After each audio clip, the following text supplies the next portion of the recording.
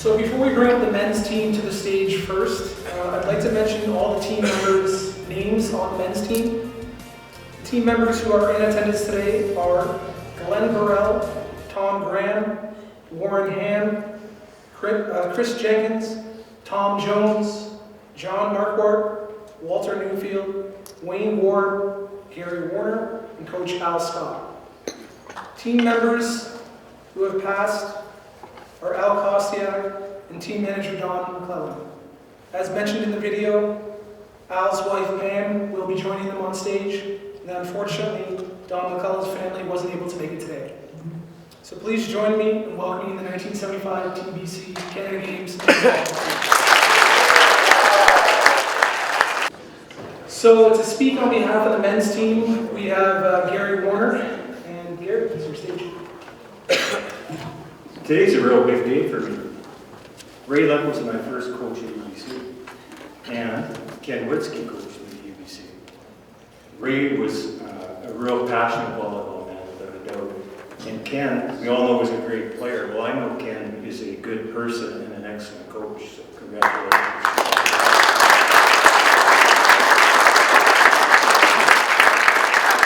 Oh, 45 years ago. 45, guys.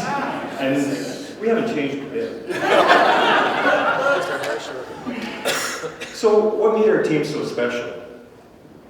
Well, it can be summarized up by saying the architecture used to construct our team pioneered a new methodology for creating and developing the provincial team, to put it bluntly. It started off with Vic Lindell. Vic's idea in 1973 was to have regional camps evaluating players, and as Walter said, there was well over 100 players that were evaluated. And they narrowed it down to about 60 players who were invited to participate in the program. And this was very different because maybe Ken can attest to this. In previous years, up to that point, it was more of an all-star team, and they would be helicoptered in and given a short period of time to orient themselves, and then they'd be sent out to do their best with your fingers crossed. And that was not going to be the way our team was being built. So we went from this group of players to a tight-knit group in short order. It was a very interesting thing to see because we had players who decided that they weren't going to train between camps, and these players were eliminated in short order, even though it was very enjoyable to see these guys limping around the gym and complaining about how sore they were. That's probably my fondest memories, watching these guys. And we also had players who decided that their careers, their jobs, were more important than playing volleyball at that point in time, so they were out. And what we were left with was a group that generated a team that was extremely cohesive, committed, and highly skilled. We had everything covered. We had what I like to refer to as our silent tactician coach, Al Scott. Al was quiet, soft-spoken, but he had us all under control. We had everything. We had big center blockers. We had Tom Graham and Al Kostiak. We had tremendous setters in Walter Newfield and Glenn Burrell. We had two players in our team that could play any position at any time that they were called upon, in Tom Jones and John Marquardt. And I guess when we look at Chris Jenkins, Wayne Ward, Warren Ham, and throw me in there too, we had the outside spiker position covered too.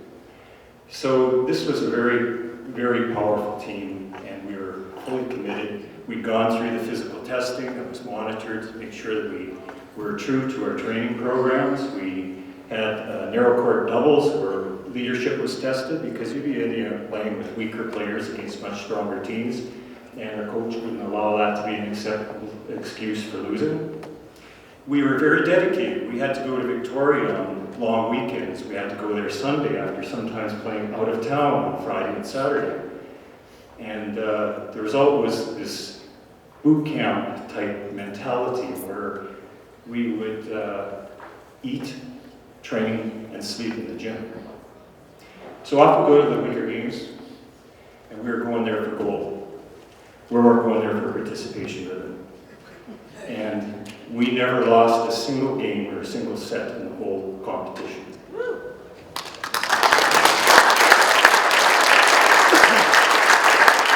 And it was this tremendous success that caused the diametric change in the methodology for generating provincial teams. Every team across Canada could see what happened, and things changed overnight as a result. Pam, we're missing one player tonight. Al Kostick. And Al Kostick is one of those guys that was probably a nearly perfect teammate. The only problem with Al is that when he gave you a high five, you had to towel off because he sweated so much. But we miss him. We know he's here in spirit, not body. We'd like to say thanks to a couple of people who are important for us. We'd like to thank the selection committee. We'd like to say thank you to the authors of the letter of recommendation, nomination, and support, Ron Green, Dale Owen, and Ray Merle. Thank you very much.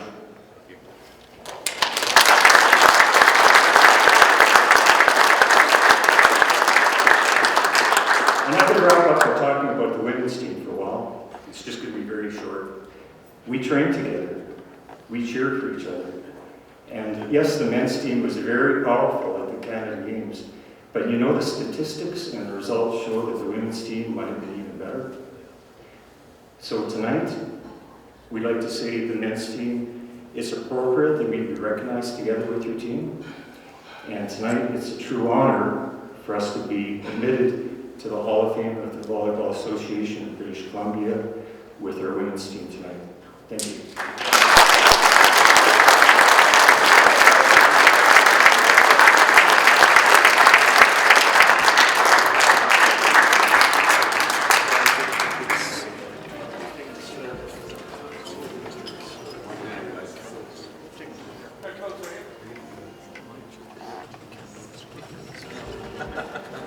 Here we go.